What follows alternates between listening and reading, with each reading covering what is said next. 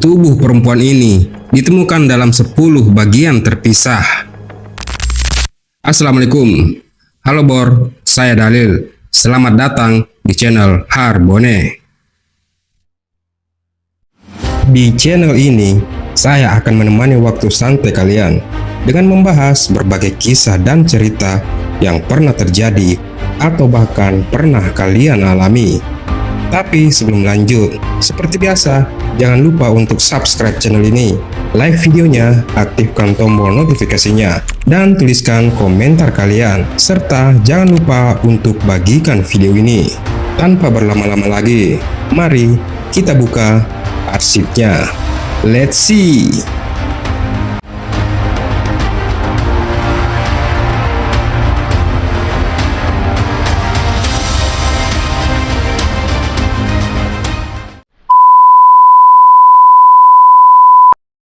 Kembali lagi di channel ini, tempat di mana kita membahas sisi gelap kehidupan yang kadang kita tidak sangka justru terjadi sangat dekat dengan kita.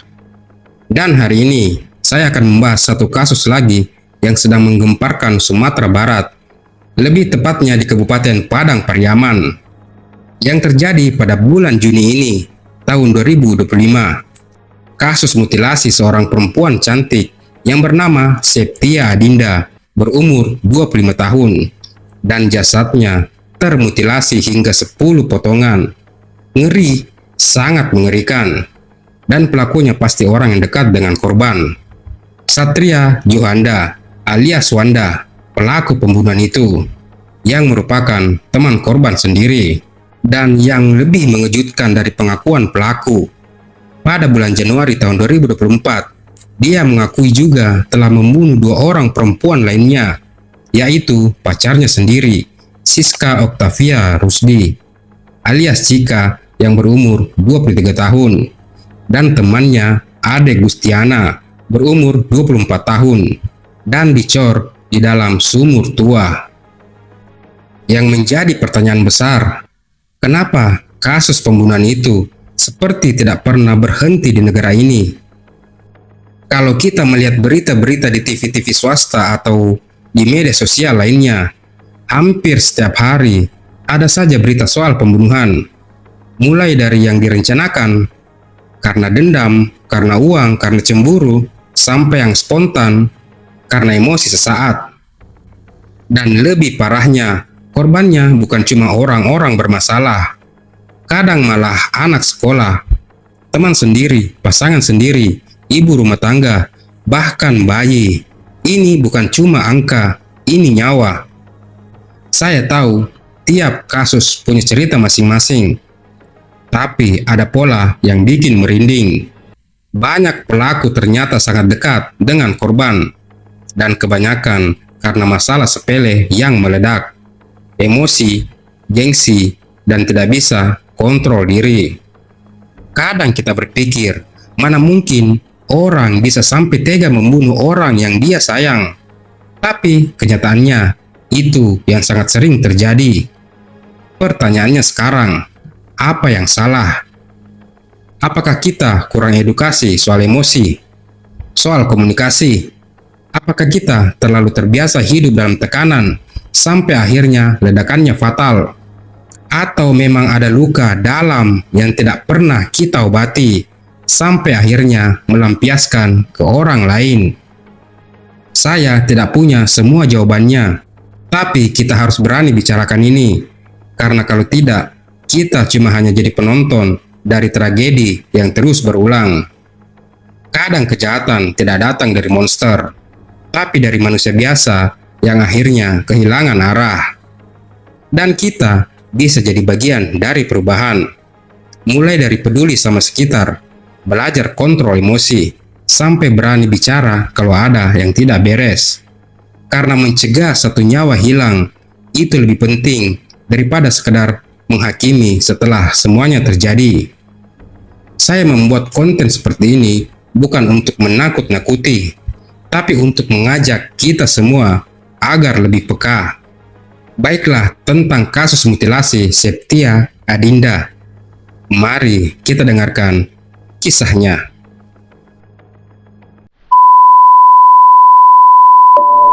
Warga Padang Pariaman digemparkan dengan penemuan potongan tubuh manusia tanpa kepala, tangan, dan kaki di Sungai Batang Anai, Kabupaten Padang Pariaman pada Senin 16 Juni 2025. Pihak kepolisian yang mendapat informasi itu langsung melakukan olah TKP dan mengevakuasi tubuh yang masih mengambang di pinggir sungai. Polisi masih mencari bagian potongan tubuh lainnya. Hingga keesokan harinya, warga kembali melaporkan temuan potongan tubuh manusia bagian kaki sebelah kanan di Kampung Baru, Nagari Katapiang, Kecamatan Batang Anai. Pihak kepolisian yang dibantu oleh warga terus melakukan pencarian potongan tubuh lainnya. Dan di hari yang sama, warga kembali menemukan potongan bagian kepala dan tangan di tempat pelelangan ikan di wilayah Kelurahan Padang Sarai, Kecamatan Koto Tengah, Kota Padang. Pihak kepolisian Polres Padang Pariaman lalu membawa semua potongan tubuh yang telah ditemukan ke Rumah Sakit Bayangkara Padang untuk dilakukan proses identifikasi. Setelah dilakukan proses identifikasi, pihak Rumah Sakit Bayangkara Kota Padang menyatakan bahwa tubuh itu adalah milik Septia Adinda, wanita berusia 25 tahun yang dipastikan merupakan korban pembunuhan berkat petunjuk berupa cincin yang masih melekat di jari korban. Pihak keluarga korban yang berada di Rumah Sakit Bayangkara Kota Padang sangat histeris saat mengetahui jika jasad yang ditemukan di aliran Sungai Batang Anai itu adalah benar anaknya yang sudah beberapa hari ini tidak kembali ke rumah. Pihak kepolisian lalu melakukan penyelidikan mendalam dan bergerak cepat untuk mengungkap siapa pelaku pembunuhan disertai mutilasi itu. Hingga akhirnya pihak kepolisian berhasil menangkap pelaku pembunuhan sadis itu. Seorang pria berusia 25 tahun yang bernama Satria Juhanda alias Wanda.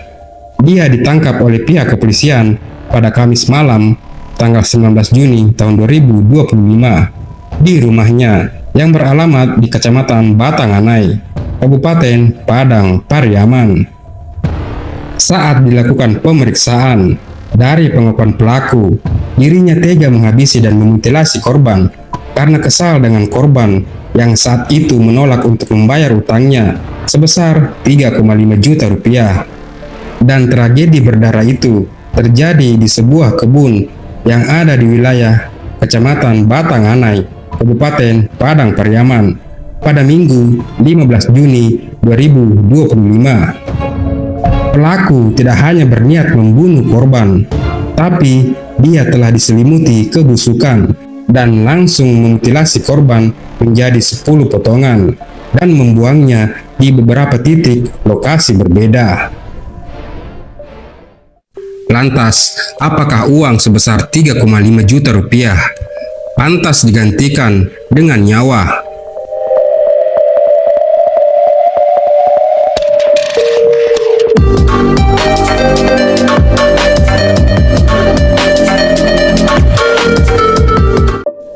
Septia Adinda, perempuan cantik yang menjadi korban pembunuhan, membuat heboh publik belum lama ini. Tak sekedar dibunuh, Septia juga dimutilasi oleh Satria Juhanda alias Wanda, yang mana dirinya berakhir tragis lantaran diduga tidak kunjung melunasi utang kepada pelaku pembunuhan itu. Septia Adinda tercatat merupakan mahasiswi Sekolah Tinggi Ilmu Ekonomi, Keuangan Perbankan dan Pembangunan Kota Padang. Dia tercatat sebagai mahasiswi sejak tahun 2018. Dan Septia tidak lagi aktif sebagai mahasiswi dengan status nonaktif yang terhitung pada periode 2024-2025. Septia Adinda merupakan sosok yang ceria dan baik hati. Dia juga sering aktif di media sosial miliknya, dan dia juga bekerja di salah satu jasa pengiriman barang untuk memenuhi kebutuhannya agar tidak merepotkan keluarga. Tapi sayang, kehidupannya sangat pendek dan kematiannya sangat mengerikan.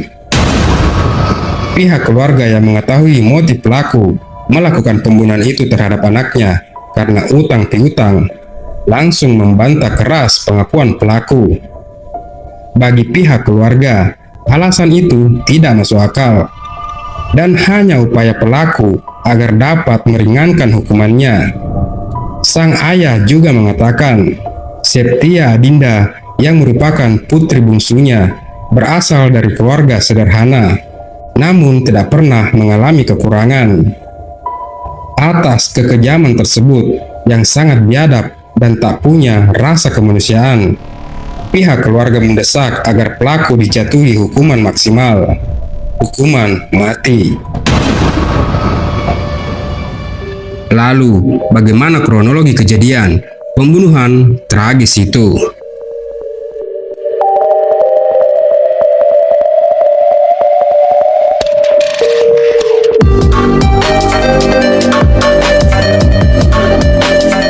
Peristiwa pembunuhan tersebut terjadi pada Minggu 15 Juni 2025. Pelaku yang sudah kesal karena korban tak kunjung membayar utang lalu mengajak korban untuk bertemu di rumahnya. Saat itu, pelaku kembali menagih utang korban.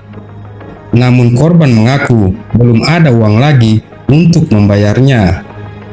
Kekesalan pelaku pun memuncak dan langsung membekap dan mencekik korban hingga meregang nyawa. Setelah memastikan korban tewas, pelaku lalu membawa jasad korban ke sebuah kebun. Di lokasi kebun itulah tubuh korban dimutilasi, dipotong-potong menjadi 10 bagian menggunakan sebuah parang. Lalu potongan tubuh korban kemudian dibuang di sepanjang aliran sungai Batanganai. Hingga potongan tubuh korban ditemukan oleh warga di 3 titik lokasi berbeda yang letaknya tidak berjauhan dan menjadi awal pengungkapan kasus pembunuhan Septia Adinda.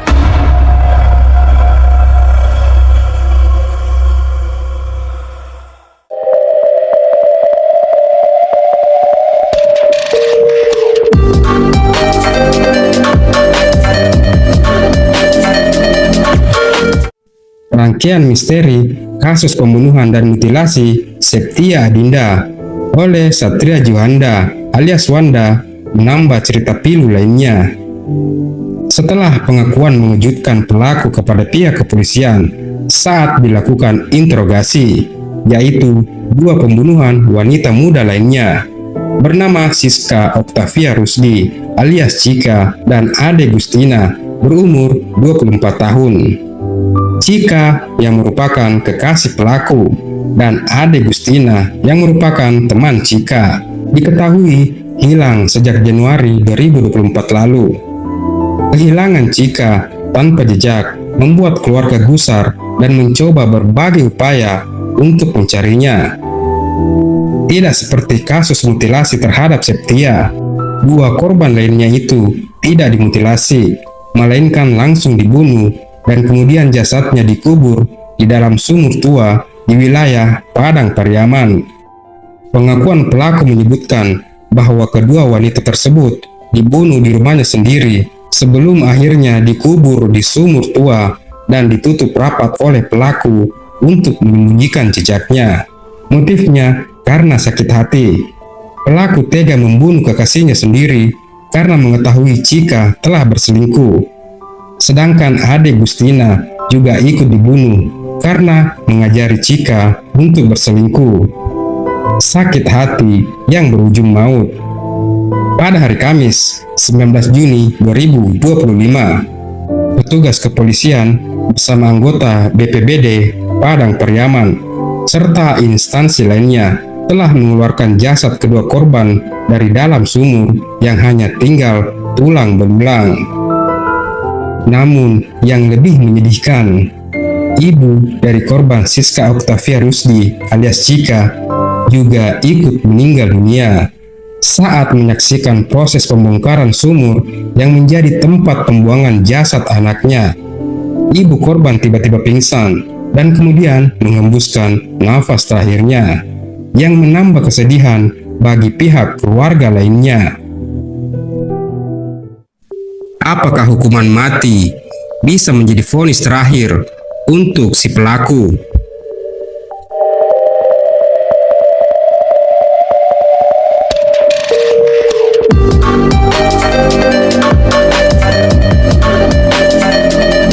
AKBP Faisal menuturkan, perbuatan pelaku Wanda ini sudah tergolong dalam perbuatan pembunuhan berantai. Hal ini dia sampaikan mengacu pada tindak pidana yang telah dilakukan oleh pelaku dalam kurun waktu 1,5 tahun belakang.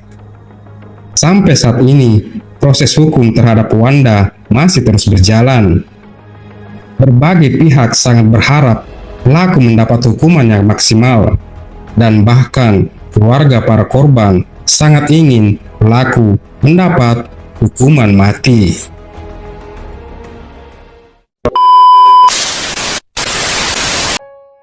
Septia Adinda tidak hanya dibunuh, dia dihilangkan, dihapus, dipotong-potong seperti bukan manusia.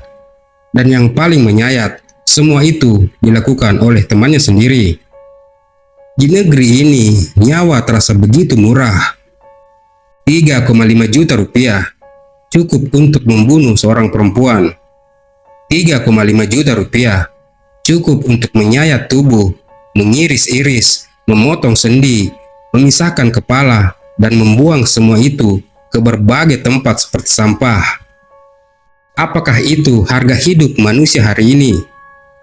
Ada luka yang besar yang tak bisa dijahit oleh hukum saja, karena keadilan tidak hanya soal vonis, tetapi soal empati kolektif. Kita hidup di tengah masyarakat yang gagal melihat gejala kekerasan sebelum dia meledak menjadi pembunuhan. Pelaku Satria Juanda alias Wanda bukan monster dari film horor. Dia manusia biasa, dia tetangga, teman, atau bahkan orang yang pernah duduk satu meja dengan kita. Tapi rasa sakit hati, dendam, dan kemarahan yang dipelihara tumbuh menjadi racun. Dan tanpa mekanisme kontrol hukum, moral, dan mental, dia berubah menjadi algojo. Dan ketika dia menghabisi Septia, kita semua gagal. Keluarga korban menangis, tapi juga bertanya, di mana kita saat anak mereka sedang menuju ajalnya? Kita terlalu sering melihat kasus demi kasus sebagai angka statistik. Padahal di balik setiap nama korban, ada kehidupan, ada harapan, ada ibu yang menunggu anaknya pulang. Dan ironi paling kejam adalah Septia dibunuh karena utang. Tapi utang itu belum tentu tak terbayar. Mungkin dia hanya butuh waktu.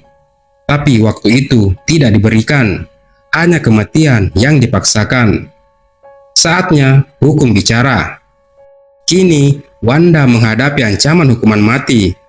Tapi hukuman mati bukanlah balas dendam. Dia adalah peringatan keras bahwa keadilan punya batas toleransi. Dan kepada negara, kepada aparat, kepada kita semua, jangan cuma sibuk menunggu pembunuhan berikutnya untuk peduli. Mulailah dari yang kecil. Ajari anak-anak mengenal batas emosi. Ajari masyarakat menyelesaikan konflik tanpa kekerasan. Wujudkan kehadiran hukum di tengah rakyat, bukan hanya setelah darah tertumpah, tapi saat api baru mulai menyala. Kita hidup di dunia yang semakin kehilangan empati. Hanya karena uang, nyawa manusia dianggap tak berarti. Seseorang bisa tersenyum di depanmu dan merencanakan kematianmu di belakangmu. Apakah mentalitas dendam dan frustasi ekonomi kini bisa menjelma jadi mesin pembunuh? Septia Adinda mungkin bukan siapa-siapa bagi banyak orang, tapi kisahnya mengguncang hati kami semua. Dia tak pantas mati seperti ini. Di mana hukum ketika seorang perempuan dibunuh dengan keji hanya karena uang? Di mana keadilan ketika tubuh manusia diperlakukan seperti sampah, dibuang di tempat-tempat berbeda, seolah-olah bukan bagian dari sebuah kehidupan yang pernah bernafas, tertawa, dan bermimpi? Septia Adinda bukan sekedar korban, dia adalah cermin dari kegagalan kita semua. Kegagalan sistem hukum yang tidak menciptakan efek yang jerah. Kegagalan masyarakat yang kadang masih memandang utang sebagai alasan untuk main hakim sendiri. Kegagalan pendidikan yang mungkin melahirkan intelektual, tetapi tidak melahirkan manusia yang beradab. Satria Djuhanda, dia produk dari lingkungan yang mungkin membiasakan kekerasan sebagai solusi, dari budaya balas dendam yang diam-diam dianggap wajar, dari hukum yang terlalu sering tumpul ketika rakyat kecil membutuhkan perlindungan, tetapi tajam ketika yang bermain adalah kuasa dan uang. Mari kita bersuara, tuntaskan kasus ini, tapi juga bertanya, berapa lagi Septia Dinda berikutnya yang harus dikorbankan sebelum kita benar-benar bangkit?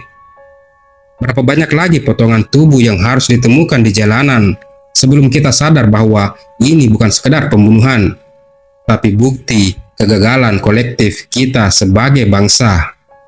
Septia Dinda telah pergi, tapi kini kami tahu kisahmu, dan itu cukup untuk membuat kami menangis. Tubuhmu mungkin tak utuh lagi, tapi semoga keadilan untukmu bisa hadir dengan utuh. Kita masih di sini, dan selama kita masih diam, selama kita hanya berbagi duka di media sosial tanpa menuntut perubahan nyata, maka darahnya dan darah korban-korban lainnya akan terus menjadi noda hitam di hati negeri ini. Itulah salah satu arsip yang telah kita bahas kali ini. Semoga informasi yang saya berikan bermanfaat serta mendapat sisi positifnya. Tetap berhati-hati, tetap waspada, jaga diri kalian dan cermat dalam memilih. Karena tindak kejahatan tidak mengenal siapa kalian dan kapan akan terjadi. Terima kasih telah menonton video ini dan nantikan kisah-kisah nyata berikutnya di channel ini.